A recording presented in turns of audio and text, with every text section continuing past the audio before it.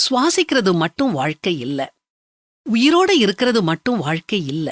வாழ்க்கைன்னா அதுல நல்ல எண்ணம் இருக்கணும், சிறந்த செயல்பாடு இருக்கணும், கடவுள் மேல நம்பிக்கை இருக்கணும், உறவுகளுடனான உறவு பலப்படணும். வாழ்க்கையில வளர்ச்சியையும் மாற்றத்தையும் நாம் அனுபவிக்கும் போது அன்பு, பாசம், வெறுப்பு, எதிர்பார்ப்பு, ஏமாற்றம், பல பதில் தெரியாத கேள்விகள் இதெல்லாம் வருது. அதனால நாம சோர்ந்து போயிடுறோம். வேண்டாங்க, சோர்ந்து போயிடாதீங்க. நம்ம வாழ்க்கைய மறுபரிசீலனை செய்யறதுக்கான சில வழிகளை சொல்றேன், கேளுங்க. கொஞ்சம் மாத்தி யோசிச்சு பார்ப்போம். மகிழ்ச்சிங்கிறது பிரச்சனைகள் இல்லாத நிலை இல்ல. பிரச்சனைகளை சமாளிக்கிற திறமை தான் நமக்கு மகிழ்ச்சிய கொடுக்குது.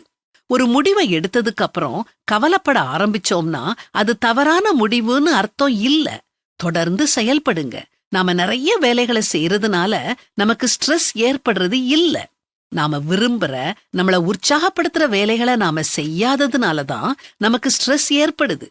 கஷ்டங்கள்ல இருந்து பாடம் படிக்கிறது வரைக்கும் கஷ்டங்கள் மறுபடி வந்துகிட்டே தான் இருக்கும். எந்த ஒரு நாளுக்காகவும் வருத்தப்படாதீங்க. நல்ல நாட்கள் சந்தோஷத்தை கொடுக்கும், கெட்ட நாட்கள் அனுபவங்களை கொடுக்கும், மிக மோசமான நாட்கள் படிப்பினைய கொடுக்கும், மிக சிறந்த நாட்கள் ஞாபகத்தில் இனிமையான நினைவுகளா பதிஞ்சிரும். எல்லாமே தவறா போகும்போது சந்தோஷப்படுங்க. ஏன்னா அப்போதான் தேவனுடைய வார்த்தைகள் உயிர் பெற்று நமக்கு ஆனந்த களிப்பு கொடுக்கும். சங்கீதக்காரன் சொல்றத கேளுங்க. என் புலம்பலை ஆனந்த களிப்பாக மாறப் பண்ணினீர்.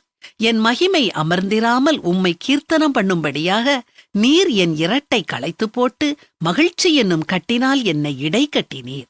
என் தேவனாகிய கர்த்தாவே, உம்மை என்றென்றைக்கும் துதிப்பேன். இனிமேல என்ன வந்தாலும் துவண்டு விழாம சந்தோஷமா இருப்போமா? வாழ்றது கொஞ்ச நாட்கள், அதுல மகிழ்ச்சியா இருந்துட்டு போவோமே. என்ன, நான் சொல்றது சரிதானே?